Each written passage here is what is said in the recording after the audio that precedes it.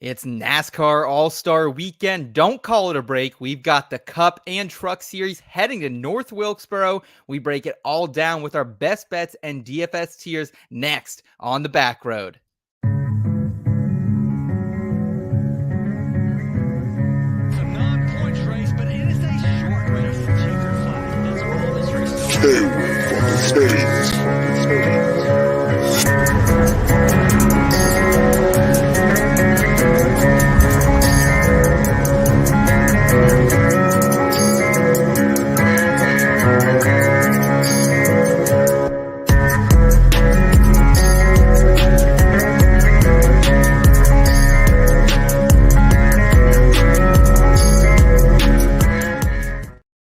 All right, and welcome down the Backroad in between media's NASCAR betting and DFS program. Tonight, we head all the way back to where it began, North Wilkesboro Speedway. We're going to react to Darlington. We're going to break down North Wilkesboro from a betting and DFS perspective.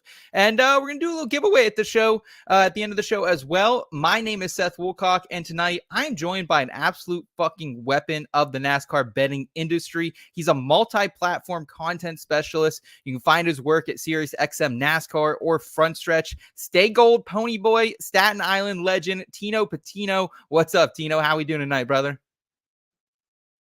You're muted, my friend. I'm ready to go. I mean, it's the All-Star Race weekend. You know, some people, it's tough to bet on, and that's understandable, but we're locked in. We're loaded. We're getting some winners, and I heard that the Open might be the best thing that we'll be talking about tonight.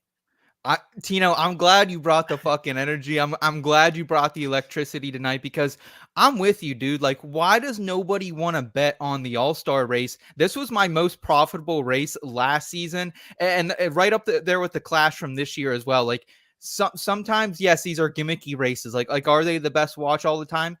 Probably fucking not. But they open it up to a betting standpoint. We don't have 36 cars in the Cup Series field that can cause a bunch of fuckus, and it's usually a little more straightforward. We only saw one wreck last year in the main feature, so I'm expecting potentially some good betting cards. And man, I really like the odds that this week as well across both the Open and the usual feature as well.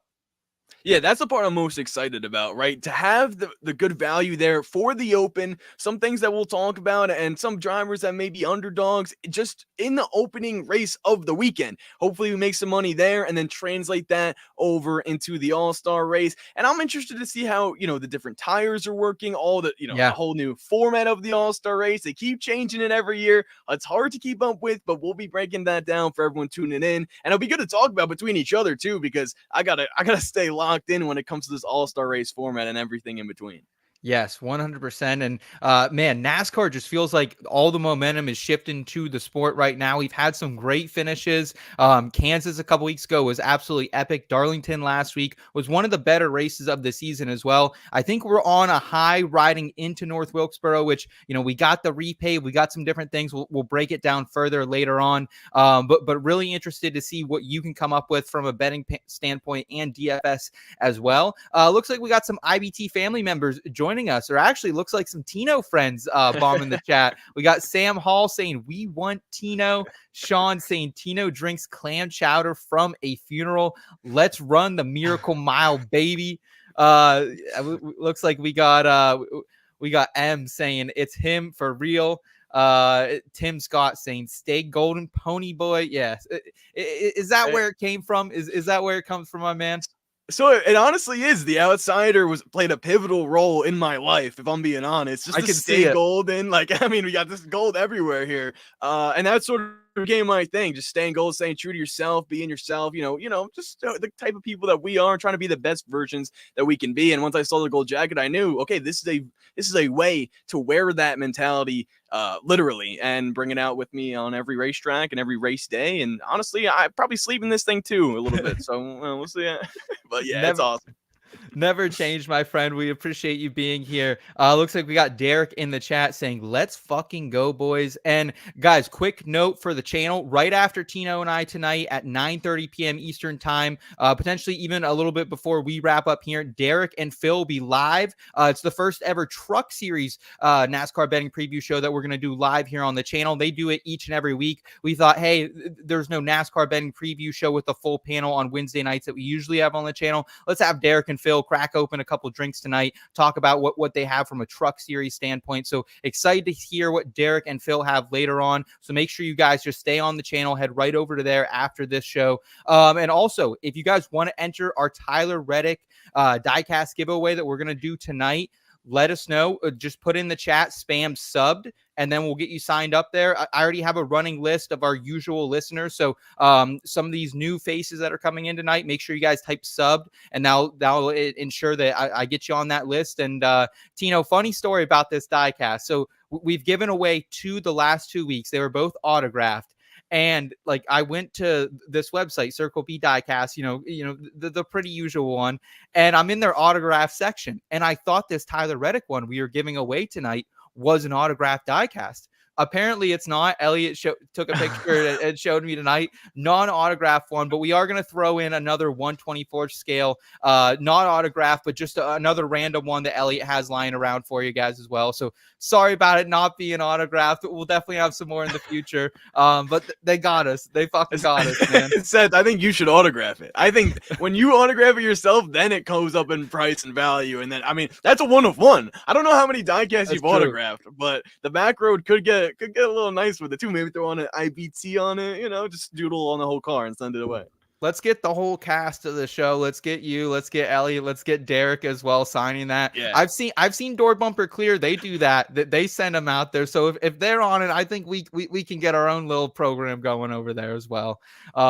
Looks like we got Sean saying he subbed. We appreciate it very much, Sean. Tim is subbed as well.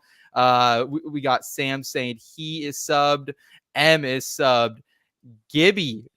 There's a lot of stuff going out in the chat tonight. Not too sure what's going on. But we'll be sure to talk about it all tonight. Before we jump into North Wilkesboro, though, let's look back at Darlington and what was just a sensational run once again here in South Carolina. Let's talk about it in the rear view.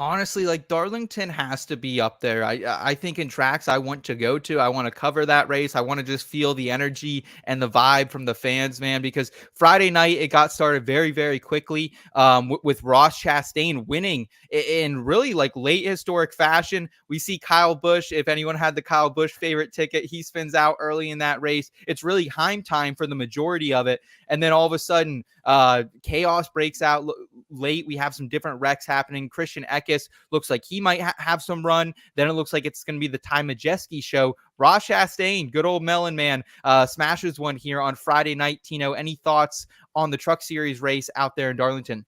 Well, honestly, I can't say that I was that surprised because when it comes to the Truck Series, I just think chaos. And, it doesn't really lessen the amount I want to bet on it, but it actually does lessen the amount I do bet on it because you don't know what to expect week in and week out with them. The one thing that I did think was, maybe for certain was when Kyle Busch steps in a truck, he's finishing top 3 every time. He surprised me with an Atlanta win earlier this year that I missed out on. And I was like, oh, because Atlanta I thought would be a crazy track, chaos, as I mentioned, and Kyle Busch was just dominated. So to me, I was like, okay, I'm going to capitalize here. KFB at Darlington. It'll be a good run. We'll start the weekend off hot. And he crashes on like lap 3. If I'm not mistaken, that might be his first DNF in a truck. So that's insane. That might not be true, but I heard that floating around there and the interwebs there. So to me, it's just chaos. I was happy for Chastain. That was a plus 900, I believe, for him to cash that. So that was nice. It's good to see that, when guys can step in these trucks, it's not always Heim time, because when it is Heim time, it seems like he's just dominating every week in the Truck Series. Yeah, man, good for Nice. We haven't seen a ton of speed out of their trucks this season, so it was good for them to get a win. And also, shout out Justin Allgaier. He cashes kind of a pretty small outright. I was not on it. I was very heavy on a lot of other drivers in the Xfinity Series on Saturday, Tino. The good old Crown Royal Purple Bag Project 200. William Byron kind of gets fucked right off the bat, gets a loose wheel. It goes 3 laps down, never truly recovered. And kind of a tough one out there. And Eric Almirola came through for me pretty big. He was like my one saving grace on the weekend. Once again, that number 20 car, I appreciate him. Any thoughts on the Xfinity race and anything you had go your way or not go your way from a betting standpoint?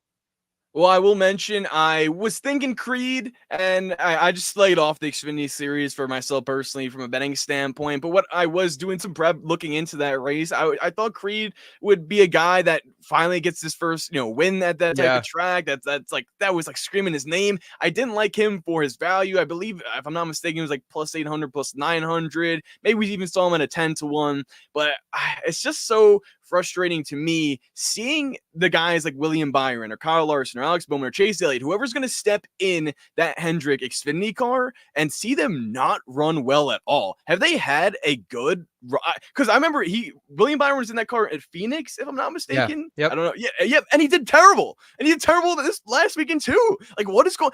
If Kyle Larson steps in that car, we saw it last year at Darlington, wins the race. I can remember cashing out on that one. I see William Byron step in this car. I think it's going to go awesome. And they just don't run well at all. I don't know what's happened to that car, but it's been a problem, and it's been frustrating because that gets my hopes up, and I see him in the field, and his numbers like, well, what was it, like 5-1, maybe 3-1, and then it blew up to 5-1. Yeah. Yes. Yeah. So I'm right there with you, Tino. And it's so frustrating. I can never get Byron right, whether it's in a Cup car or an Xfinity car. I've bet on him outright 5 different times this year between the two series, and he hasn't won any of those races. So, yeah, it was a tough one for Byron, man. And hopefully you guys were riding with Allgaier. I did not bet on Allgaier just because it's really tough. It kind of numbers he's been around. But maybe they get some momentum in that number 1 team or number 7 team and keep it going. Looking at the Cup side of things, man, this was a really, really great race. Loved what we saw out of a couple different cars early. Kyle Larson looked super strong. Tyler Reddick looked super strong. Reddick really dominates this race, 174 laps led. That number 1 pit stall, that's a big takeaway for me from a betting standpoint. I'm going to be heavy on whoever's on the pole moving forward. And we were even talking about it on the Backroad last week, Tino, that number 1 pit stall and the pole winner, their odds are always inflated, and for good reason, because that number 1 pit stall is just going to get everyone out so much quicker. The line is so quickly to the end of the pit stall. So Tyler Reddick really dominates this race. Chris Buescher makes a very late charge. Brad Keselowski ends up winning, though, after the two take each other out. And such a fun race for Brad to get his first W. What's your thoughts on Brad winning this and what it means for him in RFK moving forward? Because we heard a lot of talk around the internet. There's some upgraded engines possibly in this RFK camp. I went and hammered down both Brad and Buescher on Sunday morning because of such. Nice. And I think that's the biggest thing too, was talking about how huge this is for Brad. One thing I want to note too, and this is similar to the Chase Elliott getting back to victory lane at Texas, which we saw, Brad Keselowski has not been running bad at all. In fact, he's been running phenomenal. He has 2 or 3 second place finishes so far this season, coming at Talladega, another one at Texas, right? So he's been close. I feel like with the Fords not winning thus far this season up until last weekend at Darlington, there were some questions on their speed, and rightfully so. And obviously Chris Buescher was close at Kansas as well. But to me, RFK has figured it out. They figured it out before Penske and any other of the other Ford teams. RFK right now is showing that before they figured out before SHR too. And it was looking like Noah Gragson. I feel like we joked about it when we talked on my podcast too, like that Noah Gragson's showing the most Ford speed. But now it's actually proven to be Brad and Buescher consistently. I like the fact that like now that they've got the win and we know that they have under the belt, it can stop being, maybe looked at as a surprise. Like now I'm going to consider Buescher because we saw him get hot last year, and with him losing back-to-back races, basically, Oh, Buescher's a guy I wrote down for the Coke 600 because he is pissed, and I like a mad Chris Buescher racing. I like a Brad too, cashing out a 9-1 I had him at. Like you mentioned, the engine upgrades, had to hop on that after I saw that speed that they had. And, I had MTJ, Kyle Busch, none of them really panned out, so Brad did save the day for me. yeah, and honestly, I will say the one thing for me that I need to learn is like scared money doesn't make fucking money because I liked Brad, but I just kept thinking, hey, I don't know if he can fully do it, and I wish I would have invested more early on in him. I would have had a stronger return in the week, and I will say I've been playing around with those cash outs on FanDuel. They fucking got me. They gave me a 5x cash out with about 30 to go, and I was thinking, oh, I'm gonna get screwed on a late restart. I have the Buescher ticket in my back pocket no matter what happens. I thought I made out like a bandit there for a minute, Tino, and then I left a little bit of juice on the table though.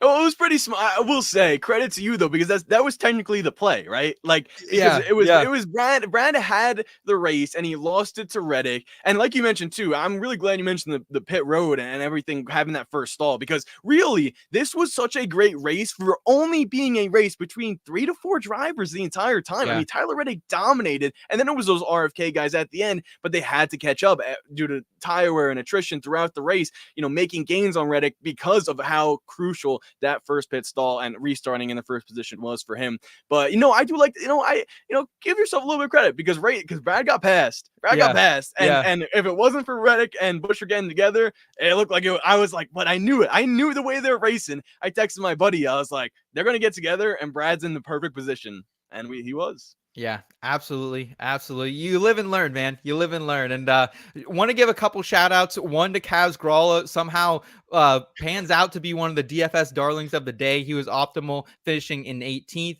Also, Todd Gilliland, dude. Todd G unloaded fucking fast here. Nobody saw that coming. Had top 10 speed, ends up finishing 15th because of his pit crew.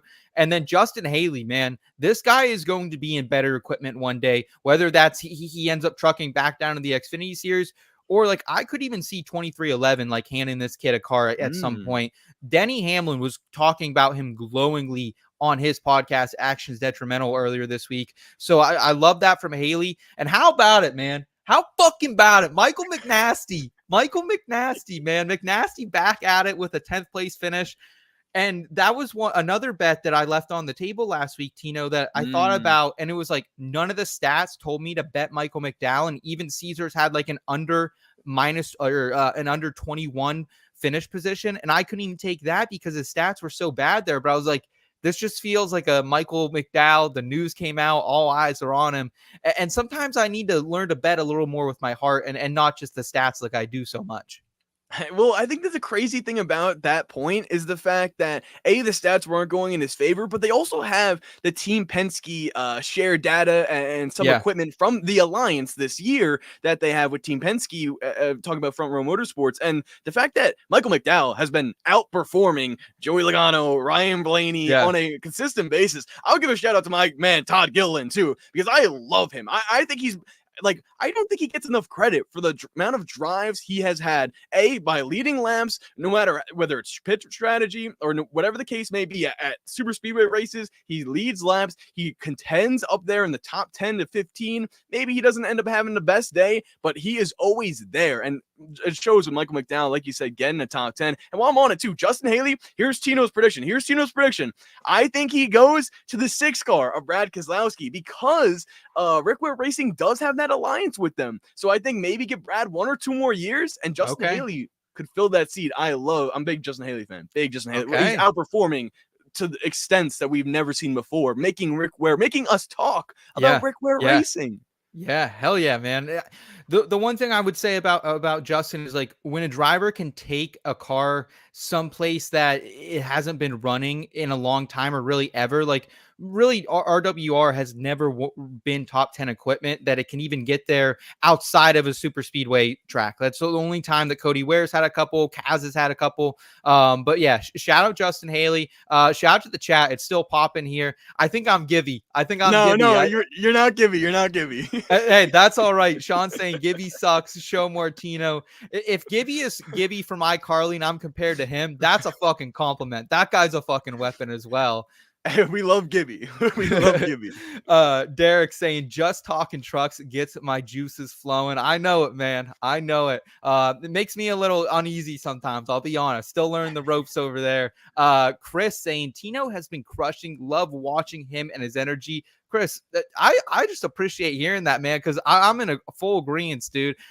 Tino, what do you drink in the morning? Do you drink coffee, energy drink, tea? What are we doing? I'll show you what I drink. I brought this on here for the show. You said maybe grab a beverage, so I'll be ready. Here it is. Juice. 100% juice. Every morning, every evening, every lunchtime, every snack time.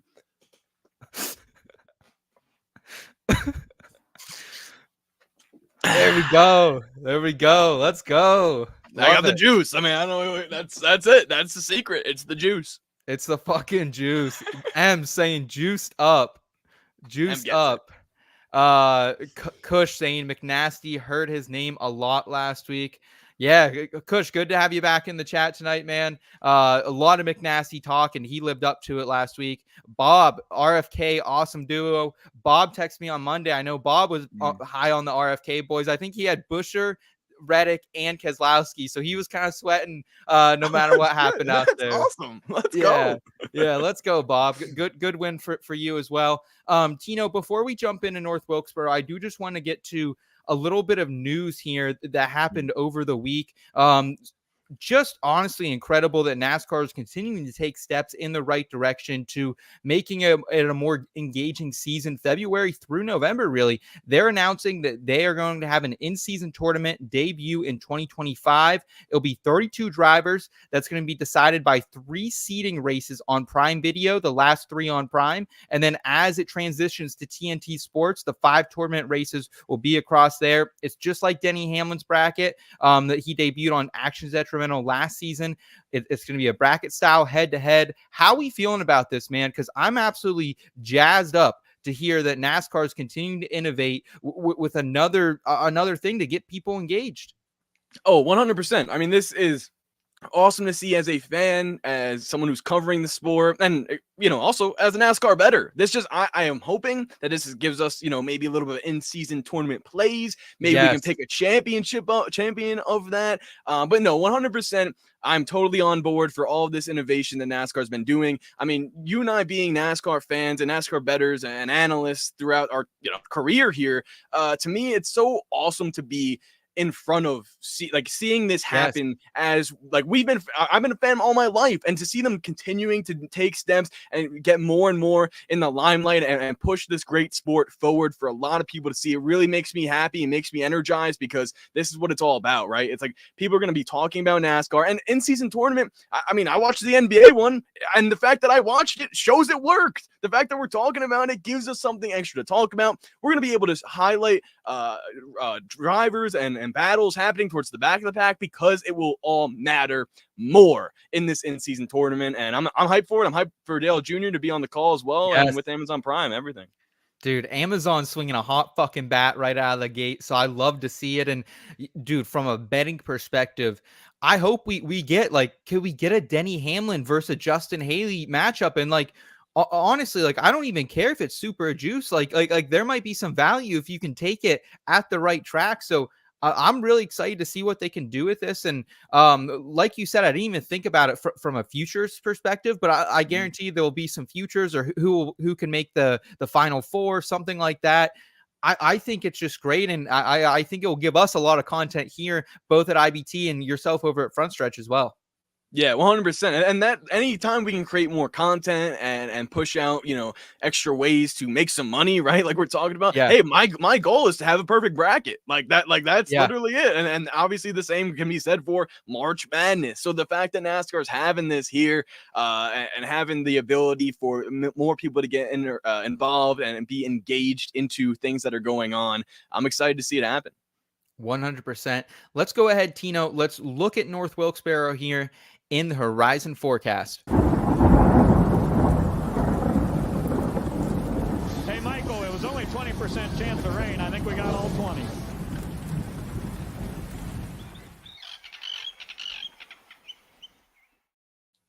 All right, man. Let's talk about North Wilkesboro. And we're going to start by breaking down more the schedule and kind of how this race will work. And then we'll go into the specifics of the track. Friday, it's kind of an all weekend affair. So you're going to need to be plugged in. Keep that head on a fucking swivel. Practice 4 p.m. on Friday. And then 5:40 p.m. will be the qualifying for the Open and the All-Star Race. Saturday, 1:30 p.m. You're going to get the truck race, the Wright brand 250. 5:20 p.m. Eastern time, the All-Star Heat races. Those are 60-lap contests, 4 tire pit stops at lap 30.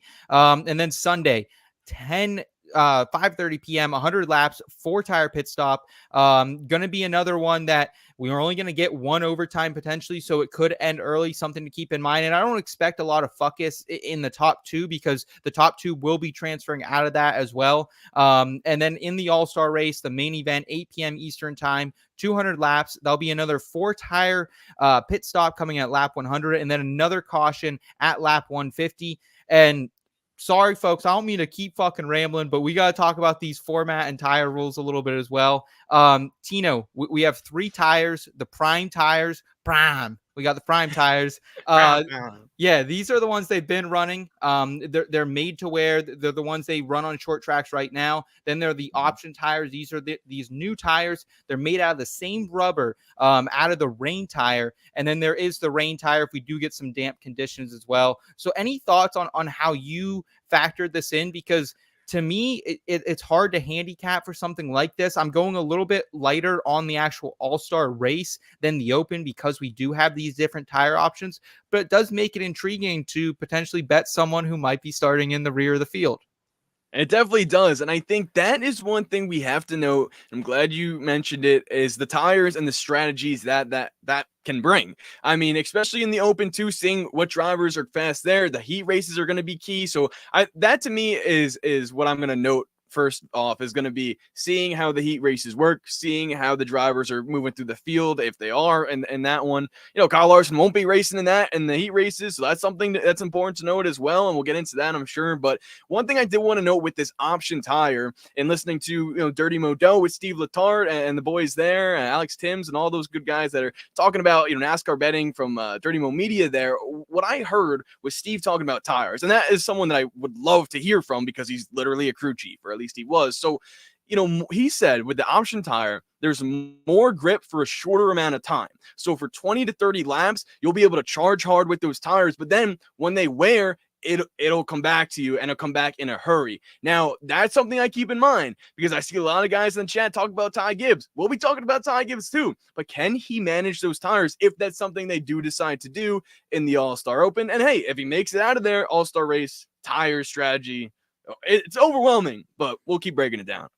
And this is another race where I'm really going to be relying on these teams that are fucking good, man. Like, I love the chemistry building out there between Chris Gabehart and Denny Hamlin. His pit crew is running. We'll talk more about him later. Same with the number 5 team. Like, I trust what Daniels can do and mix it up potentially from the field. We saw it last year when Kyle ended up pitting a little bit before everyone got on some freshies at like lap 18 and kind of ended up steamrolling the field, getting track position back there. So something to keep in mind. There looks like we got Troy in the chat saying Ty Gibbs to win the Open. Odds suck, but I think I'm hitting it. Troy, we'll talk about that later, dude. I promise you for sure. You're not alone on that. Bob's saying Ty for sure. Go fast. Second number 23, my guess. Okay, we'll chat about it. Troy also saying new paved track, new tire option. Seems like a Logano win. Oh, that would be the biggest fucking letdown, I think, of the weekend if it was just a fucking Logano win. But good shout out there. Tim, he's saying Gibbs, maybe Barry. Yeah, Elliot, who's not here. He's my normal co-host. He's not here, but he wrote in his column. He's back in Barry once again. A little bit of Ryan Preece in that Open that he likes as well. Looking at this track more specifically, Tino, it is a unique short track, about 0.625 of a mile. Very, very distinctly different from any track we go to because it does have the trademark uphill backstretch and the downhill front stretch. Went to from one of the oldest surfaces to being one of the newest in NASCAR, being repaved last year. We talked about that, and we're not really sure how it'll go. Any thoughts from you on what we can expect? Because we know that these recent repaves haven't gone so well. Yeah, and that's the biggest thing. Like, we don't really know what to expect. We've done all the research, we've done all the studying, we've done our homework, and we've tried to figure it out. And I hope that we're on track. But really, this could be a race where, like we saw at Bristol, no one knows what's going on, whether it's from the drivers, the crew Yeah. chief. It's about adapting throughout the race. Now, they don't have that much time to do so because the All-Star main event is going to be 200 laps. If you don't have Right. a fix for the Open, that's it. Call it a day. So that's one thing I got to keep in mind. And when I think about this track, right, sometimes, we can compare it to the other short tracks kind of just because they are short tracks. But in my research this week, I kind of really looked at Martinsville and the LA Coliseum. And Yep. really, the LA Clash was a main reason because of that repave. You mentioned that. I don't know how much it's going to affect the drivers, but with North Wilkesboro being as old and worn out as it was last year to now having a repave, this now goes to more of a LA Clash type feel because that is newly repaved every year that they've had that. That's a great point. And I'm glad you also factored in the LA Coliseum data because I did heavily as well.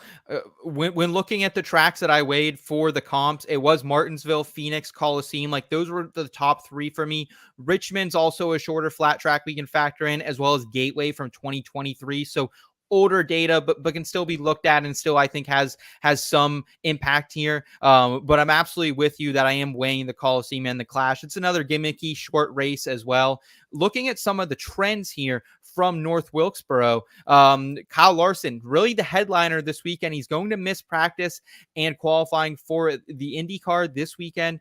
Kevin Harvick will be in his number 5 car in practice and qualifying. Larson led 145 laps here a year ago. He would join Davey Allison, who did it in 91 and 92, and Jimmy Johnson in 12 and 13 as the only back-to-back winners of the All-Star race. Larson is also only the only active driver with more than one All-Star race win. He has 3 of them. And how about this tire test? I think this is something to note here, Tino. We saw a tire test here done on March 13th and 14th. Drivers included Joey Logano, as mentioned in the chat earlier, William Byron, and Ty Gibbs. Do you weigh that in anything? Does that factor into your decision at all? We saw Chris Bell. He got a Phoenix tire test over the offseason. He goes out and wins Phoenix. It does completely factor into my decision. I'm glad you wrote that on the rundown. Ty Gibbs, you gave me the reminder, and that kind of a bell dinged in my head because it's like, okay, those 3 drivers now getting the experience on that tire at this track, and it was new repaved too at that point, right? So Yeah. the fact that that's getting an advantage to me. I don't know how else I say that, but that's getting an advantage. Yeah, they're testing, but to me, just getting extra laps on a track where we've only raced once, so that is huge. I think that's going to bode well for Ty Gibbs. I am interested to see how, Joey Logano as well, all the other drivers there, but I'm interested to see how much of a difference it makes when we head into this weekend. Yeah, I'm with you. I saw some people on the internet fading Joey Logano. I was like, I just can't do it. I can't do it. There are a couple signs of, I know he hasn't been good lately, but Joey Logano also leads all active drivers with an average finish of 6.5 in all-star races across his career, 12 top 10s in 13 races. This is a guy, and we saw it at the Clash earlier this season, Tino. Joey Logano really doesn't give a fuck. Like, it doesn't matter if it's the All-Star race or if it's the Daytona 500. He's going to race the same. And he's someone that I don't want to bet on necessarily just because of how he's been running recently. But he's someone I'm definitely not fading in any way and might be having in a couple DFS lineups this week as well. Well, for sure. I definitely think that Joey Logano will be a factor this weekend. I think with him not winning, honestly, would be the perfect scenario for him to go out and win the All-Star race because it's not a point-winning race. And it'd be like, oh, man, we won this one. We've struggled all season. He's won at the Clash, so that's something that's important to note. And I feel like, he was one of the front runners at the Clash this season as well. He was up there in the mix at Martinsville, another short track type of race. He finished 10th here last year in the All-Star race. So I don't know. I think Joey could be a factor. I don't like him as much as I do a Denny Hamlin or a Martin Truex Jr. The Toyotas have had, obviously, the power over the field, it feels like, and obviously Hendrick Motorsports as well. But if Kyle Larson's not locked in, here's a question I had for you. Does Kyle Larson have to be locked in order to go out and win this race because he's going to be messing around with Indy cars this weekend? No, no. Kyle Larson is one of those guys. It doesn't matter what he gets in at what time of the day. Like he's one of those guys. Wake him up straight out of bed, like put him right in the car, and I think he'll be ready to go. So I'm not worried about it, man. I'm not worried about it next week at Charlotte. I think he could be having some sneaky value as well. Like if the books fade him next week at Charlotte, like they are right now for the All-Star race, I'll be invested in him there. And dude, his odds right now. We had Bob a couple weeks ago in the chat saying he was down, I think, on Larson to win the Indy 500, 15-1. His odds have shrunk to about 7.5, 8-1 out there, Tino. Like he's the third favorite right now. Like that's the type of driver that he is. The books know it. We know it. Everybody knows it. Well, okay, I think it's going to happen as well. I'm hopping on that right after we're done here because I want to get that number for some still good value before he goes down and do it. I'll parlay him win it. I think he wins the double. I think this has been potentially one of the best NASCAR seasons in history, right? We've talked Darlington, good race, Kansas, great race. We saw Atlanta, we saw Bristol. There were so many things that have been awesome about this NASCAR season. Well, how about another one? Maybe it goes 2 more for y'all. Here's Kyle Larson winning the double. I could just see it happening. All right. I love the enthusiasm. Let's get to our ifantasyrace.com asterisk marks driver of the week. If you guys haven't checked out ifantasyrace.com, I sincerely think you should get over there and check it out. Everything from the schedule of the week to advanced analytics, like their total speed rankings, to the loop data. You should be over there looking at it. It helps us win money. It helps formulate our opinion and give you a different perspective from a lot of the sites out there right now. The driver we're focusing on here is Ricky Stenhouse Jr., and I bring him up because he's 60-1 right now, Tino, for a top 3 in the All-Star race, the main event on Sunday night. And I was like, damn, like, is there any way I could get behind Ricky Stenhouse for a top 3? Well, according to ifantasyrace.com, last year at North Wilkes, Ricky Stenhouse was involved in the only caution in the race, got spun around, was running right around the mid-teens on lap 16, didn't hit anything, but he went on to finish 24th, never had much speed after that. In terms of advanced speed analytics, he was last in total speed rankings, last in green flag, last in speed late in a run. So my answer is no, I don't think you can, even at those long, gargantuous numbers, invest in Stenhouse. Dude, I thought like his speed rankings were gonna be like a little bit better than last for everything. Like I thought we had a chance for it. Like he got spun out, wasn't able to make a way back. You know, Ricky's an aggressive driver. You know, he's not afraid to do some rub in his race and push some guys out of the way. I really thought we were like leaning towards hammering the 60-1 odds, but No. if he's last and everything, Ricky's just it's just not happening. It's just not happening. Yeah, just don't think I can get behind it for sure. My question is he so he's locked in to the All-Star race? Yes, he is. How? Because he's won before? Or I think it's because you have to win in the last 2 years. You have to win either in the 2023 season and he won the 500. I know it seems like forever ago. Yeah. 2020. I was shocked. I'm saying, hey, I respect. Hey, Ricky's my guy. But yeah, being last in all categories at the All-Star race, I'm just not betting on you. Yes, absolutely agreed with you there, Tino. Let's go ahead. Let's get to our bets here. We've waited long enough, and let's talk a little more about them in depth in the parking garage props.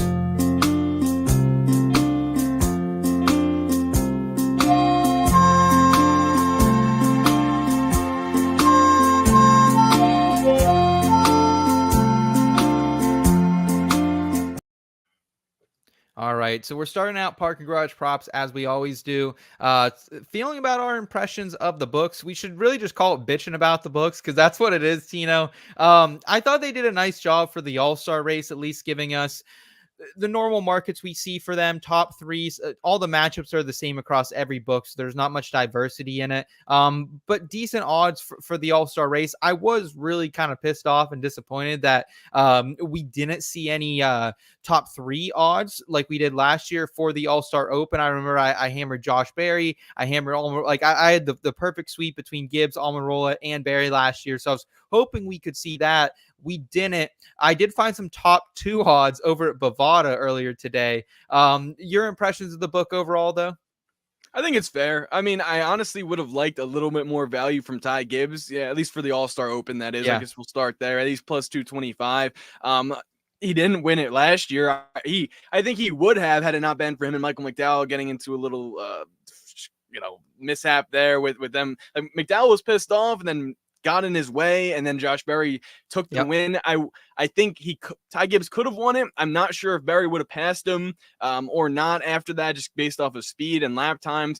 But I just think in this scenario, I do like the value for Josh Berry at plus 800. Last year, he was plus 200. But the things we have to remember are different car. He was in Hendrick Motorsports equipment last year, this year in SHR. And every time that I bet on Berry, he's burned me. So from that standpoint of the Open, I feel like I would have liked a little bit more value from Gibbs. But I think everything else in terms of the All-Star race itself has been fair. Like Denny had a plus 550. He's the best, one of the best guys right now on the board. So it makes sense. Absolutely. Let's talk about the All-Star Open first. And I want to go to Ty Gibbs. I think we can't bury the lead anymore. And this is the big Chavapi. This is, I'm pushing all my chips in right here. This is my biggest bet of the season, plus 250 at FanDuel. I found him. So still a little bit of value, I think, in that number. I went 4 units on it, man. And I think he's priced this way, Tino, specifically because he's expected to start out front. He was number 1 in the field this season in average starting position among these drivers racing in this race. Number 3 among all drivers in the Cup Series. The next best is Bubba at 12.8, so has a pretty good edge there over him. Gibbs started first in this race last year, led 53 laps, and like you said, probably could have won if Michael McDowell kind of didn't fuck him over, was out to get revenge on him. And also probably has the best pit crew, I think, among all these people. Probably in the best car among all these guys. Like, you could probably argue Alex Bowman would be next. And just honestly has momentum on his side right now as well, Tino, coming into this second place last week. And looking at some of the comps, the comps are the only thing that make me a little uneasy. Wasn't awesome at Richmond, wasn't awesome at Martinsville. That gives me a little bit of pause. However, we were on him 28-1 going into the Clash. He led 84 laps, which is almost the length of this race. Started third in that race, and then led 57 laps and finished third at Phoenix as well. So 2 of the comps he's been really good at. 2 of them he's been not so good at. Your thoughts on Ty Gibbs? Will you have any investment on him? I will have an investment on him. And I think before I get into who I will be investing in more of, to continue with Ty Gibbs, the biggest things that stood out to me as well was his dominance at the LA Coliseum in the Clash earlier this season. He took the lead with 71 to go, and he probably would have won the entire thing if Joey Logano doesn't catch up to him. But Joey Logano, they didn't even have a chance because the caution came out with 10 to go. And that's when everything changed for Ty Gibbs, because then he's nowhere even near, he gets moved out of the way and falls, kind of rubs his tires the wrong way and things like that, where he loses it going into the corner. And to me, I think that's important to note, because when we looked at Bristol also this year, Ty Gibbs leading with about 100 laps left, gets passed around 30 to go. And to me, these have been, now maybe he can use this to his advantage, and Ty Gibbs can say, okay, well, I'm done losing races. But to me, I don't think he's the best at managing his tires. But another thing that comes into play that you referenced was his pit crew. We need to remember that there is a 4-tire pit stop at lap 50. I don't care where Ty Gibbs is in the field. It'll probably be within the top 3 if he's not leading this race.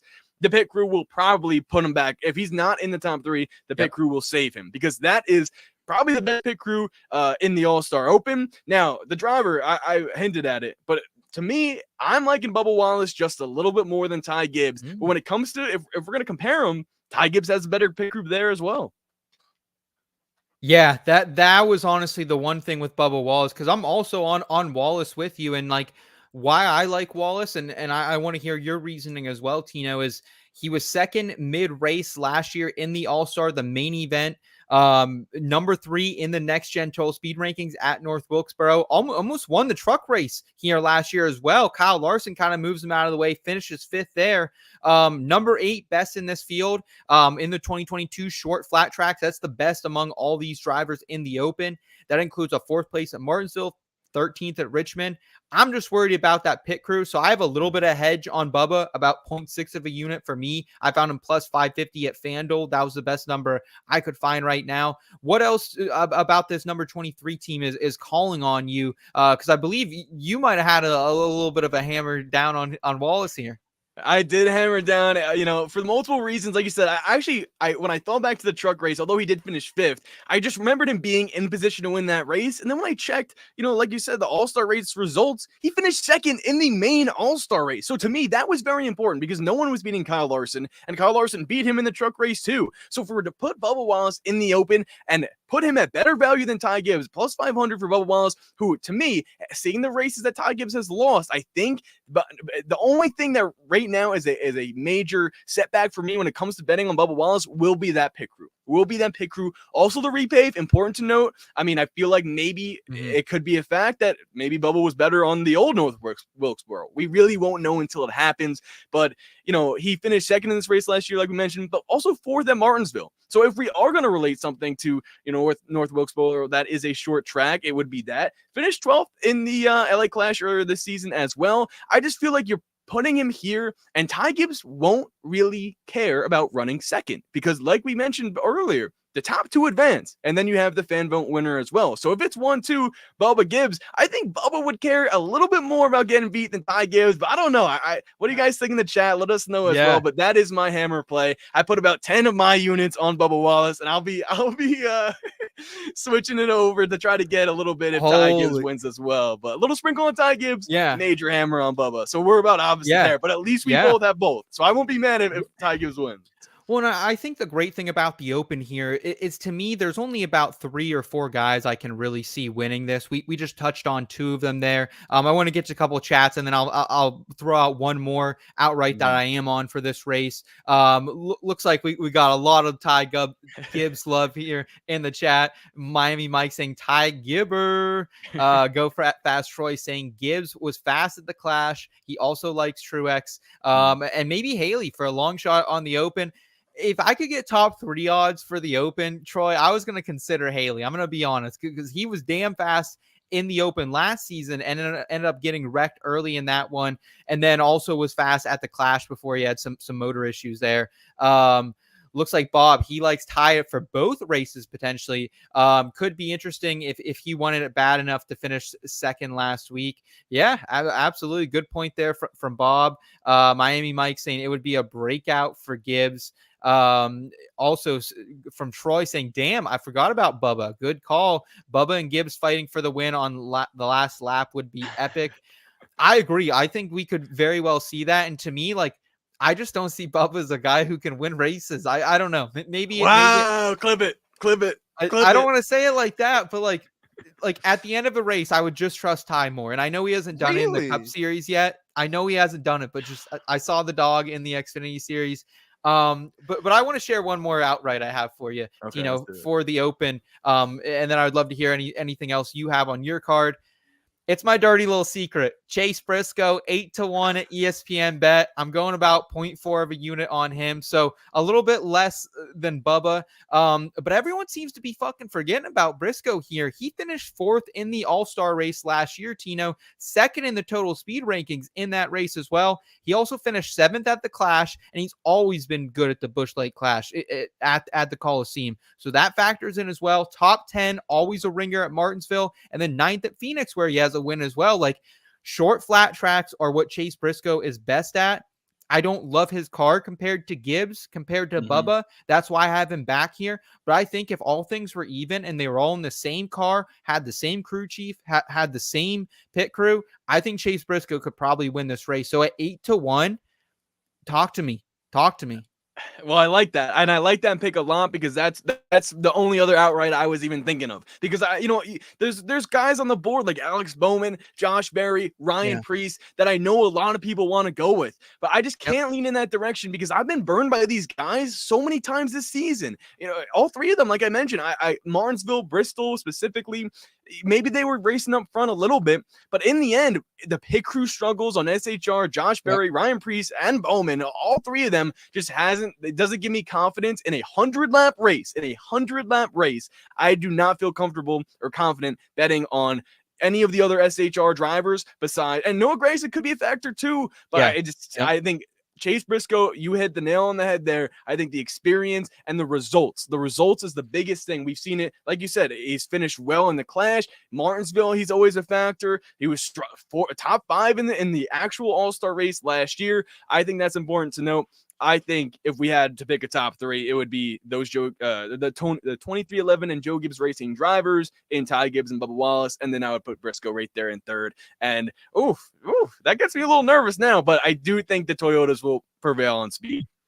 Yeah, I'm definitely with you there, and like, I don't think we would be surprised if Noah Gragson goes out and potentially transfers. I think Noah Gragson has a little bit of speed, and like, Barry is the one that I want to bet on, but I'm with you. He's just burned me too many times when I've tried to invest. Like, he's one of those guys. Like last week at Darlington, I know like Chris Worm was on him. I know some other people in the industry were on him. I wasn't on him for a top 10 or a top 5. And like, he shows up at weird times. And I hit him last year in this race, but I just don't trust him as much right now. Derek saying, great show, boys, off to do trucks. Yeah. If you guys want to get some trucks information, stay on the channel and make sure you check out Derek. He's going to be live here in just a couple minutes. Let's talk about outrights for the actual All-Star race here, Tino. Is there anything that caught your eye out there? Well, I honestly wasn't mad at the value for Denny Hamlin at plus 550. I mean, that's the outright favorite, but with how Denny's run the season and all of the factors that go into this All-Star race, we mentioned it, crew chief, pit crew, strategy, and then obviously the driver. To me, in all those categories, Denny Hamlin has been the best so far this season. And I feel like when you are operating at high level, the second best or 1A, 1B would be Kyle Larson. Kyle Larson just hasn't won as many times as Denny is, and now he's starting to get back on track. But to me, I just feel like with Kyle Larson not being locked in this weekend and Denny Hamlin being fully locked and his pit crew, he just has the most complete team I feel like that he's ever had. And with that being the case, Denny at plus 550 doesn't make me mad at all. That's someone I'm going to bet on to win this thing. And I feel like I just see him winning it. Wow, we're on the same wavelength because those are my only 2 outrights as well. I found Denny plus 550 at FanDuel, that's actually at DraftKings. And then like the thing about Denny is like he was kind of dog shit in this race last year, but he's been great at all the comps, and he has a great pit crew and crew chief right now. He's been out front at a lot of these races, so I think he'll do well in that pit crew challenge as well, and he'll have good position for the heat race, probably get a good start for the All-Star race.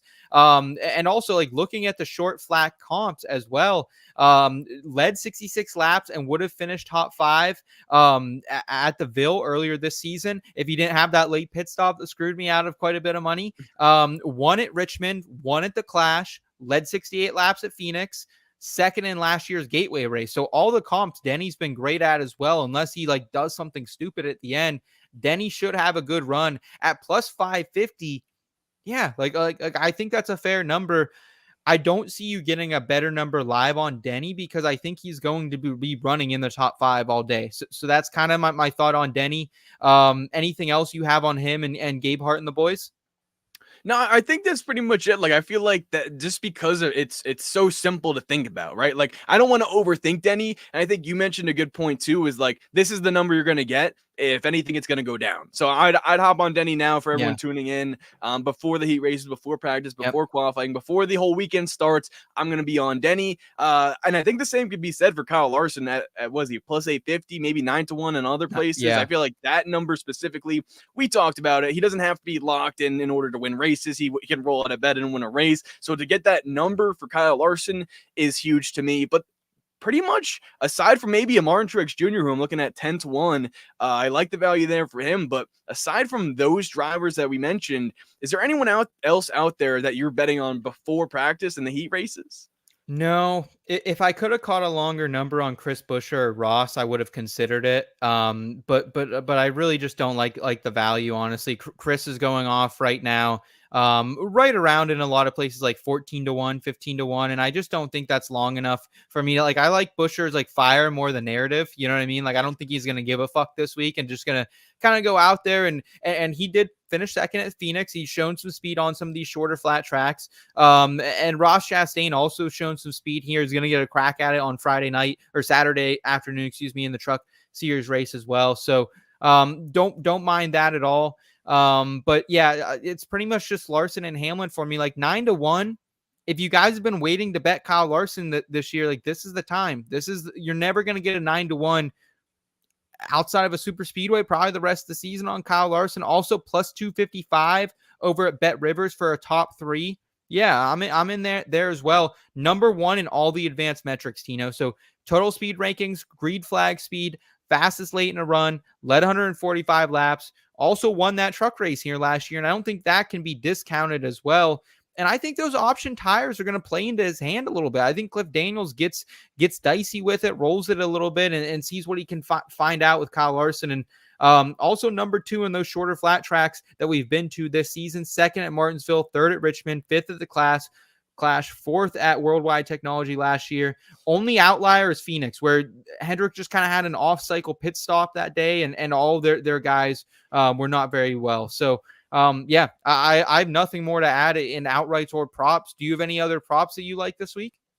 Well, I just hitting on Kyle Larson still for quickly here. I feel like another thing that's important to note is the fact that he's just awesome at All-Star races. Like he won it when it was at Charlotte, right? Or won it at Texas. Won it like he's been winning All-Star races for the past like 4 years now. So I think that's just, anytime Kyle Larson, I feel like, is given the ability to showcase his talent on a, maybe we'll call it a non-traditional stage, if you will. I feel like he always capitalized on that. Like we're always getting, notifications that he won whatever dirt race there was that he was competing in or anything like that. Obviously he's competing Indy 500 this year as well, like we talked about. I just feel like everything you said, just to add to that, Kyle Larson is a driver that I'm looking at in terms of those reasons. In terms of props, I've honestly been a little bit more laid back on them this week. Just because of all the different things that can happen and all the strategy that's going to go into it. Like I'm sure we're going to see someone like Daniel Suarez. Hey, Daniel Suarez actually was racing in the top 5 for the majority of last year's race,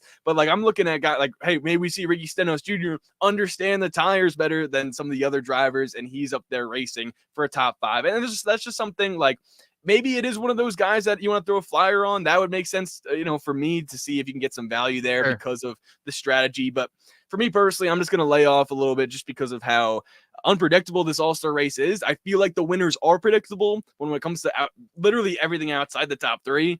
It's a little scary for me. I'm with you there, Tino. Looks like we got Didi in the chat hanging out with us, saying hello, everyone. And if you're watching, please kindly subscribe and plus share. Helps support the channel. Thank you so much, Didi. She's been a big supporter of IBT since we were very, very early into this. We appreciate it. And looks like it's her 21st birthday tonight as well. Didi, happy 21st. Crack a bottle for Tino and I. Didi's been a long time supporter of the channel. We greatly, greatly appreciate you. And happy birthday from all of us here at IBT, Didi. Very, very appreciative of you. And if you guys are on YouTube, check out Didi's channel, Cooking at the Lake House. She has some fire recipes. Always enjoy looking at her content when she has some new videos out there. So happy birthday, Didi. Thanks so much for supporting us, and a little happy birthday from our guy M. We appreciate that as well. I got one more bet for the All-Star race I'd like to share with you, Tino, if that's all right.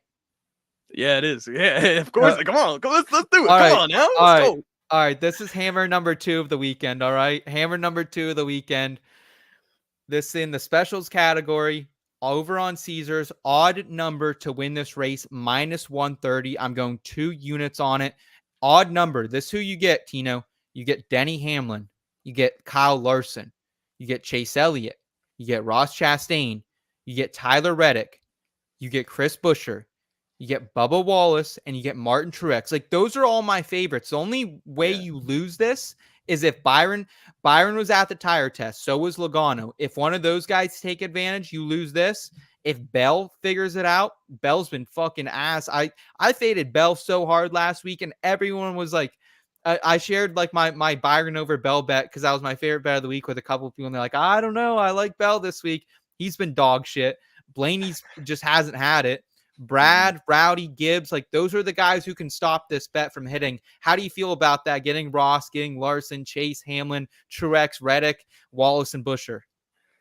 It makes me feel good. It makes me feel good hearing that. I am on board with it because you are getting the majority of drive, like you're getting the Hamlins, you're getting the Larsons, the MTJ, like you mentioned.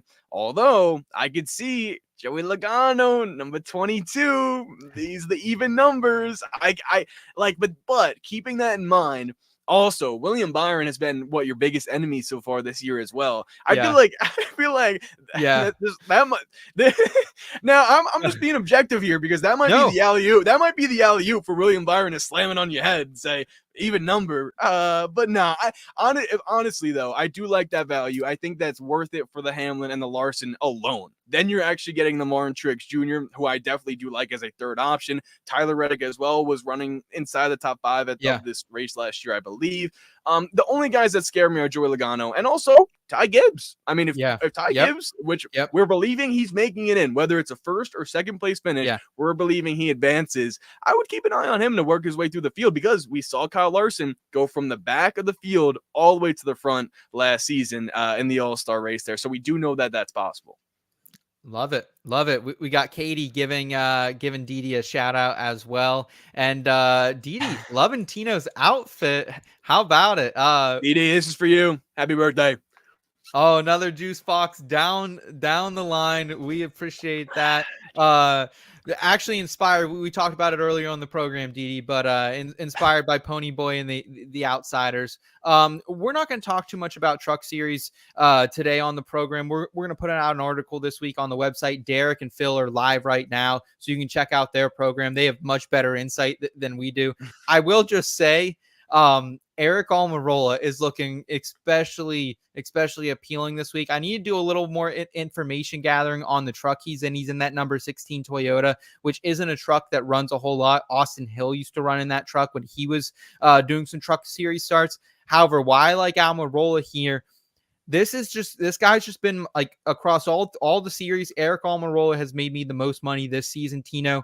He was great at Martinsville last year, both in the Cup Series, and he won the Xfinity Series at Martinsville earlier this year. And also, he was the third driver. He was the bridesmaid left at the altar last year in the open race here at North Wilkesboro in the Cup Series as well. So any love for Eric Almirola, you can get him 10-1 for an outright in the Truck Series.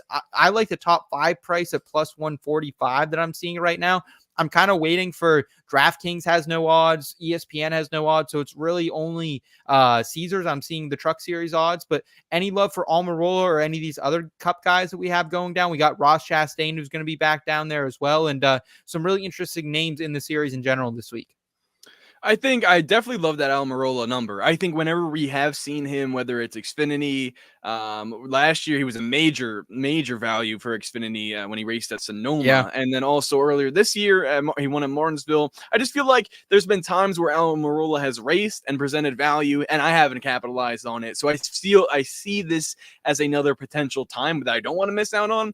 I'm a little skeptical for that outright winner just because you mentioned the truck he is racing in. We don't really know it. It's not like a consistent performer week-to-week basis. So I think that's huge to note. But I do really love that top 5 number. I feel like that's a perfect place for him to run. I think he's capable of it. I think he is a really good driver. And I think all those things matter when you race. And he does have experience too. I mean, I think that's a huge part in racing at this track last year, being back on it. You mentioned Ross Chastain. I would like Ross a little bit more if he didn't finish 9th in the trucks here last year. I'm not sure if he had an incident or something that happened there that kind of pushed him back. And then, I just feel like there's a guy that his name's been floating around this week. Butterbean, is it? Butterbean racing in this one? Okay, I'm hammering Butterbean. I mean, that dude, like Butterbean is winning it all with the trucks. What about your guy Bubba Wallace? He's going to be in this race as well. You like him for the Cup Series? Do you like him in trucks at all? Okay, yeah. And I'll be honest, guys, I did not know Bubba was racing in the trucks this week until Seth just said that. So thank you, Seth. But hey, but I do know a lot of other stuff. And I know the fact that Bubba Wallace was in position to win the Truck Series race here last year, finished 5th. But you gotta, let's go. Let's go. Bubba racing the trucks is going to help him win the Open. I just like the more reps on the paved track. Now, obviously, trucks and Cup cars have nothing in common, but the track racing on the same racetrack does. So that gets me hyped. I think Bubba Wallace, Bubba's winning he's winning the truck race, he's winning the open, and I don't think he wins the actual All-Star race, but he's at least sweeping the first two. Big Bubba weekend from our guy Tino there. Tino, let's go ahead. Do you have any other bets we haven't given out, or should we shift into the DFS tiers for the weekend, round it out? Oh yeah, DFS. I'm excited for those. Let's do that. All right, let's do it. I know a lot of season-long leagues aren't playing this week. I know mine on Fantrax isn't, but I'll have a couple units over there as well on DraftKings. So we'll touch on that here quickly in our tire tiers.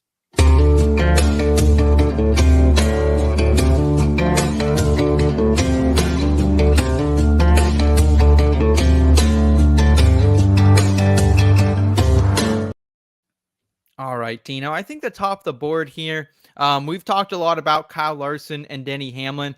They've really been the cream of the crop in DFS as well. So we can debate the order, but I think those two are at the top here. How would you like to put them? Who's number one for you, and who else fills out this driver A tier for you?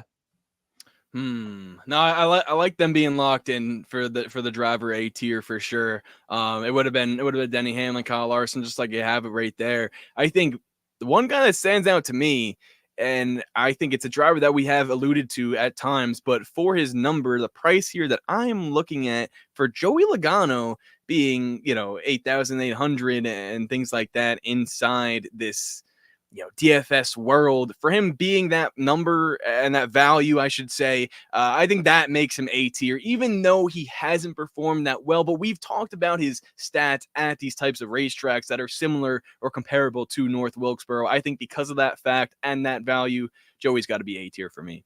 I like it. I like the call very much. I would argue Martin Truex Jr. should also be here. We saw him win at the Busch Light Clash in 2023. This is a guy who likes to show up in all-star events. Also, outside of last week where he just kind of did not have a great run, ended up getting mixed up in a wreck early, just really wasn't the same, ended up finishing 25th. He's been so good for DFS, man.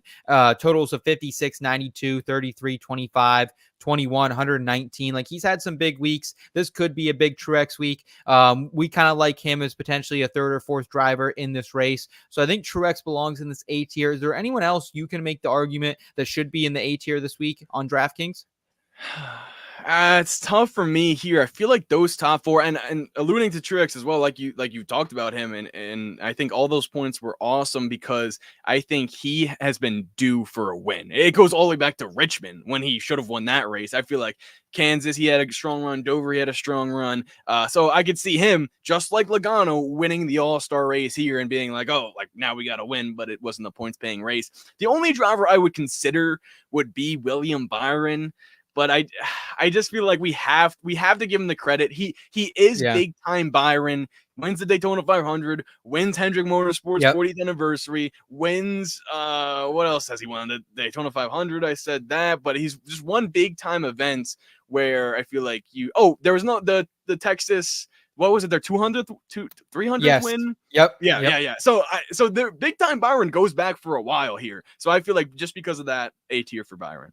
Yeah, I'm with you there. And Byron was another guy who kind of got messed up in some scraps last year in this race, but still number 3 on the short flat track total speed rankings in 2024. So he's been good at this type of track. Also was number 3 in green flag speed before he got mixed up into that last year. So I like the call out there from Tino. I think he was the only other guy I considered here. Oh, man, I really do feel like there is a good tier break after that. Can we throw Ty Gibbs up here? I think Ty Gibbs belongs here as well. If he can make this race, I think Ty will be mixing it up. We saw what he can do at the Clash. Give me a little number 54 action here, Tino. Yeah, I love that. And he is the first driver on the board that on the value side of things, when we're looking at, the DFS rankings and everything like that, he is the first driver on the board that has to actually qualify into the All-Star race. The next one will be Bubba Wallace there as well. But sticking with B tier, except not, I think I gotta go with Chase Elliott is B tier here. I think Chase Elliott is B tier here. Yeah, I'm with you. Chase definitely belongs right around there. Another guy that we really haven't seen a ton out of at North Wilkesboro, did finish 5th in this race last year, but wasn't really a huge factor, but been great at the short flat tracks, as has Tyler Reddick been. Man, like you don't love Tyler Reddick in DFS a lot because just like last week, I had no Tyler Reddick exposure and it helped me. I jumped a lot of people when that wreck happened late. We can suspect maybe some bullshit happening with Reddick at the end of a lot of races. However, this is a shorter race, so I do like Reddick a bit more here this week. Still not the price tag I love for him. But I can definitely swallow it at 7,700. I think that's okay for him. Honestly, quite a value when you look across the board. I think probably a little bit of a misprice here. So yeah, I'll go with Tyler Reddick here in the B tier. Is there anyone else you can make an argument that should be in this B tier? You like a little Bad Brad again, little Ross Melon Man action? What are you thinking? Oh, it's tough to say because honestly, there's no one that's jumping off to me, much like Tyler Reddick did just there. Like I'm so glad you hit on him because he has been dominant at, it seems like, every type of racetrack so far this year. But to continue on, see, I want to throw Christopher Bell on there in the B tier. And I feel like that. What do you think about that? Am I bugging for that? Because I feel like the value may not be there for his results at these short track races. But I feel like he can also surprise us when it comes to any time we're not thinking about him, and he is in that JGR equipment. Yeah, if he didn't have the win at Phoenix, I would be completely out and say that you're fucking crazy. 9.5 is a lot for a guy still averaging just around like 31 DraftKings points per week. So I think I'm a little bit lower than probably consent. I always am on Bell, though. I'll be honest with you, but he does have that win at Phoenix. He can show up, especially at shorter flat tracks. So I think we'd be remiss if we didn't at least mention him and probably put him here in the B tier. Trying to think who else belongs here. Ryan Blaney definitely does. This is a guy who finished 6th in this race a year ago. Ryan Blaney, also keep in mind, folks, always good at the Busch Light Clash. He started in the rear a couple times these last couple of years, got that provisional this year, snuck into the race, ended up finishing top 5 in that one as well. So I think Blaney hasn't been great for him. Talk about another guy who's pissed off, potentially at a guy who just broke his sister's heart. Yeah, that is so sad. I wanted them to stay together forever. I only found out that happened this weekend after Blaney almost drove right into William Byron out of frustration. I think Blaney needs a strong run. I do like the Blaney B tier. I was almost considering him not for B tier just because of how he's ran lately. And I feel like he's a driver that honestly won't bring speed early on to this track. I feel like we just see him start at the back, but he's a gritty driver that can make his way forward, and I feel like that elevates him to the B tier for sure. I would say RFK probably to start off the C tier. If you have any objections, we haven't talked about him a lot this week. Like I do like potentially Buescher a little bit. I don't love his number from a betting standpoint. But how do we feel about these guys? 8,500 for Buescher, 8,200 for Bad Brad. See, I feel like for RFK, their mindset should just be on the regular season itself, points paying races. I don't know if that's crazy to say, but with the momentum and speed that they've had going back, like getting to Charlotte Motor Speedway next weekend, I feel like that's what Chris Buescher is locked in on. I don't think he cares at all about this All-Star race because he knows if he does go out and win it, it's just another race that, like, he's pointing at Tyler Reddick's win sticker and says, I don't have that. And I feel like for them, they're kind of like, I could put them B tier, A tier, I think any other week besides this one here. So that I do agree with that. I would say going in C tier as well. To me, I would go Bubba Wallace. I would go Bubba Wallace for sure, C tier, based off of everything we talked about and him being 8,700. I feel like that's a decent number, especially for if we're going C tier. I feel like that's fine. Yeah, I absolutely love that. Sam, great question here from Sam Hall in the chat saying, from a lineup construction standpoint, do you prefer a more balanced lineup or a top-heavy lineup with a few punts to be able to afford some big guns? So it really depends on the track for me, Sam. Like last week, I was like very much, I did not have any Larson. I did not have any Hamlin in most of my lineups. I had the RFK guys. I had a little bit of Reddick here and there, but like really, like I wanted more balance because I thought there was some like good mid-tier value. This week, this is one I don't mind. Hey, can I get a Larson in a Truex? Can I get a Larson in a Hamlin, a Larson in a Ty Gibbs in my lineup? And then can I find some value down the board with like a Ricky Stenhouse? He's a guy I think we should throw in the D tiers, Ricky Stenhouse. We talked about him having potentially a little momentum coming in here, has had speed lately, has that fresh contract as well. didn't necessarily have it last year in this race. Maybe he's an F, I don't know, but he's somewhere in that. But I think this is one week where if we won't have as many dart throws because we don't have the Hemricks and the Grollas this week that we can really scrape the bottom of the barrel. But I would prefer to have more heavy hitters here, I think, this week here, Tino. No, I definitely agree. And Sam, listen to everything Seth's saying. Sam Hall is my good friend here, and he hits me up for DFS advice every week. And most times I just tell him everything Seth says. So, or just put it in tune with my betting lineup as well. And it's been working out for him. Sam and I have been winning, or I've been winning, and he's been winning. It's been a great constructioning of our lineups from that standpoint this season. So, no, yeah, I literally, from that standpoint, completely agree. And I think with the All-Star race too, it's important to note, I feel like, and you touched on it as well, with it being top heavy. Like, I feel like that does make sense here because we don't see the other guy. We don't see as many cars in the field, and also it's a much shorter race. So whoever has speed is kind of I think if you're in the top 5, we saw that last year, except the only difference was Kyle Larson got put at the back and he drove all the way to the front. I do like Ricky for the F, by the way, because you mentioned before he's last in all total speed rankings. So I just feel like he deserves it. One driver that I do think belongs in the C would be Chase Briscoe. Yes. Yeah, I love that call. I was just thinking about him. We touched on him earlier in the betting for the Open. I think if he's a guy who transfers, finished 4th in this race, number 2 in the total speed rankings. It'll be interesting how the repave plays out for this guy. But what are his best tracks, Tino? Martinsville, Phoenix, the Busch Light Clash. Like this just lines up for Briscoe. So I'll absolutely be rolling out with him if he transfers here. No, definitely. I think that's a great point. And now here's a question for you. Can we do, to that same point, can we put Gragson in the C tier too? Let's check what's his value for 8,300. What do you think about that? I think is that good value for him? I would say D if he transfers. I would say D. Okay. It just feels a little bit pricey. Like Gragson, we were shooting these, 6,500 shots earlier this season. So yeah, I would just go probably with the D's. Looks like we got Elliot checking in saying y'all are still rolling. Hell yeah. Shout out Tino hopping in tonight. Elliot, we appreciate you, man. Hope you're having a great night out there on your night off, man. And yeah, dude, we're going a little late tonight, a little late night rolling. Got a lot to talk about for the All-Star race. Where does Ross go for you? Would you say a C? Can he make it in the C's for you? Or do you think he belongs in the D's? He hasn't been that great at the short flats, 12 in the total speed rankings. Also doesn't rate super high on North Wilkesboro from last season, but did end up finishing 11th. Yeah, Ross is one that's tricky for me.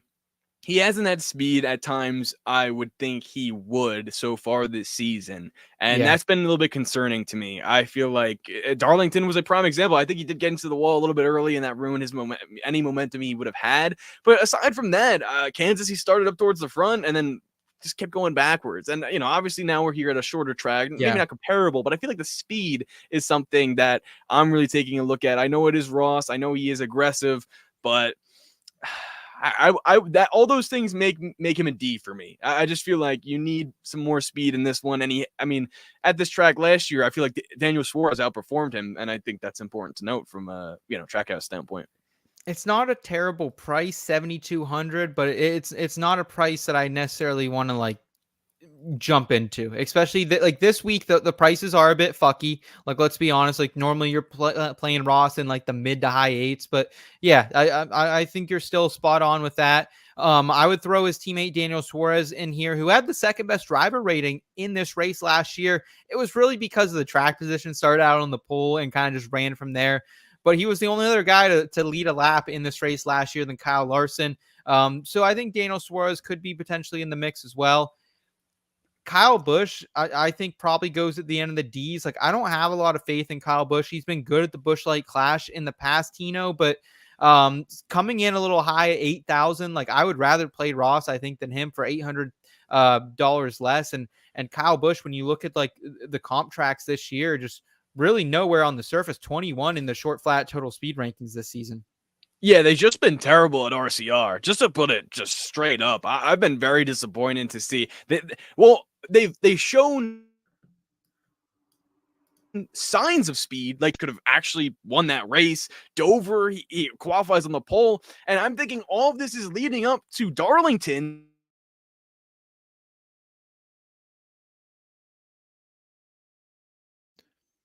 All right, we might have lost Tino there, folks. We're gonna try to get him back in here. Tino, if you want to head and refresh, we'll get you backloaded in here. It looks like we got Elliot in the chat saying night off from the show, but on that college baseball grind. Larson outright. Ty, Barry, and Bowman to win the Open. Yeah, talked a lot about all those guys. No Bowman love on the show tonight, but Kush has a little bit of love in the chat as well. So good to hear that from Kush here. All right, let's see. Who else do we have here for the tiers? And all right, let's start with Michael McDowell, man. I was hoping to have Tino's thoughts on McNasty. I think he belongs in the D tiers. There's nothing about Michael McDowell's stats, guys, that pop off the page here at the short flat. So you're like, oh, I need to be invested with Michael McDowell, whether that's from DFS or from a betting standpoint. But this is just a guy that continues to show up. Like last week at Darlington, had terrible stats at Darlington, but he somehow pulled it together. I think Michael McDowell, like Sam, you were asking earlier in the chat, like what we can do from a dart throw perspective. 6,300 for Michael McDowell. He's the third lowest guy right now, who's already locked in. I would play Michael McDowell over AJ Allmendinger. I'd play Michael McDowell over Ricky Stenhouse. I just like the momentum of that team. He had speed last year as well. He had speed last year in the All-Star Open, ended up getting into Ty Gibbs, got on the outside into the wall. Tino, you're back. Your thoughts on our guy McNasty here to round out the Ds? Yeah, sorry about that. My internet got so frustrated at Kyle Busch, it just decided to kick me off, so I couldn't complain about him anymore. But I do like the McNasty taste here at D tier. The fact that he is locked into this race, I think, is huge for him based off the speed he showed in the Open last year before, the little shuffle with Ty Gibbs, like you were mentioning. So, and he's been a driver that surprised us this year. I feel like he's come out at races and put on a show in times where we didn't expect, at Darlington specifically. So I think that's huge for him to be in this race, and I think he's a D tier for sure. Agreed there. Any conjecture from me putting? Can you make the argument that Josh Berry, Alex Bowman, Justin Haley, Carson Hocevar, and Ryan Preece, these are all guys that we thought could maybe transfer, like they could maybe squeeze into that second spot or get the fan vote as well. I think Hocevar could get the fan vote. I think we could see him potentially get that. I could see maybe Barry getting that if Bubba and Ty are already locked in as well. So do you like any of them more than I do? Elliot's in the chat saying, hey, maybe you would put Barry or Bowman or Haley up in the C's. Would you agree with that? Or you think he's a little high? You smoking pot out there, Elliot? You smoking pot out there on the baseball field? What's going on? He's a little high on a couple of these guys here, Tino. That's funny. So to me, I think the biggest point that you mentioned was the fact that they have to transfer in. I don't see any. Maybe Bowman could surprise me, but I think the biggest driver I see transferring in would be Hocevar, and it would be because of the fan vote, like you mentioned. With that being the case, do we just give him F because we haven't really what have we seen out of him? I do think so. Here's my other I guess opinion here.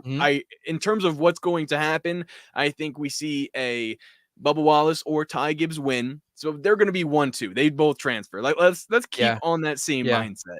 And I do think if the fan vote winner isn't Hocevar, that it is Gregson. So I think that's important to note as well. I think it's between those two drivers right now, and I would believe that Gregson gets the win there. But I mean, I don't know. I'm not collecting the vote, so we'll see when that happens. Yeah, I'm with you there. We'll throw Bowman up in the D tier just because I think if he does get in, he does have good equipment.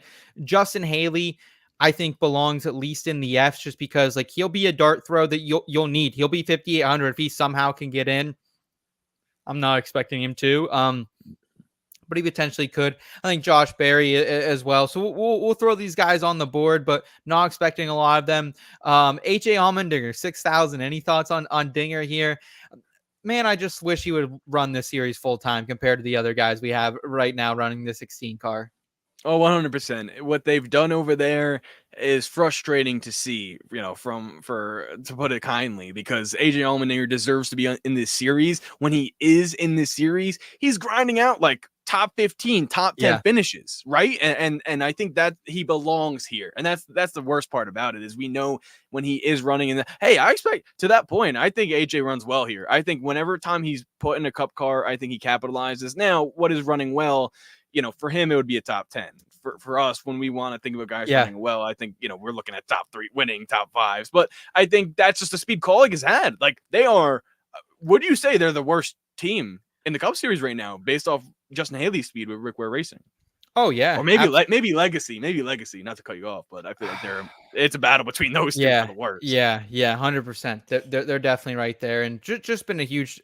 I don't even think they were a disappointment, because we were talking shit on them before the year, and yeah, they're not going trophy hunting. So yeah, I'm with you there.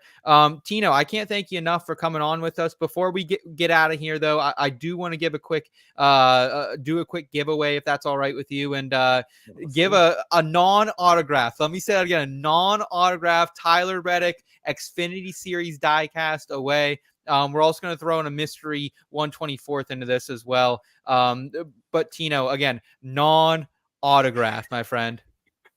Unless they want you to autograph it. Yes. I think you have to Yes. like throw that in there. Be like, hey, it's not gonna be autographed by Tyler Reddick, but if you want a little Seth Woolcock's Hancock on there. Yeah, little John Woolcock, Hancock. Hancock. Yeah, it's actually out in our Pittsburgh location with Elliot right now, so you can get Elliot's Hancock, or our podcast producer Kyle Scott as well. You can get his hit autograph on it. So nonetheless, guys, we're gonna go ahead and spin this wheel. Whoever wins, if you guys aren't subscribed right now, if you guys don't see your name in here, I got a lot of the new names of the first time listeners in here tonight. If you guys don't see your name on this list, let me know in the next we'll give you 30 seconds. Let us know that you're subscribed to the channel. Just type subbed in the chat and we'll get you added here. Again, we're going to be giving away a Tyler Reddick non-autograph 124th diecast from his number 2 car in the Xfinity Series, as well as a 124th scale mystery box item as well. Elliot saying Seth Woolcock's Hancock should be your new fantasy NASCAR team names, everyone. Yeah, Seth Woolcock's Hancock, definitely.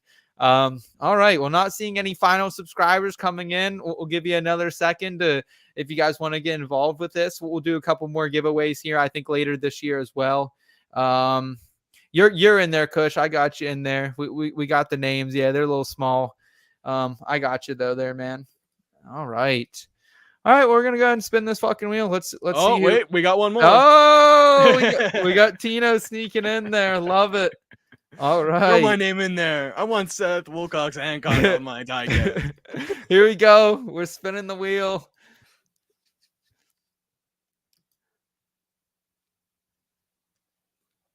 Oh, Stone. All right. Now I got to find out. Stone, we appreciate you. Yeah, I don't even know who that is. I'm going to be honest with you. Name doesn't ring a bell off the top of the dome, but Stone, I will reach out to you if you're listening to this. Please reach out to us at our email. You can find us at in-between-media@outlook.com. Find us on Twitter at IBT_media. DM us your address and we'll get that mailed out to you here. Stone, congratulations on that. Tino, I can't thank you for running almost an hour and a fucking half, man, talking about the All-Star Race. That's the type of degens we are tonight, man. So tell us where we can find you and how we can best support all the great work you're doing, my friend. Well, I appreciate you having me on.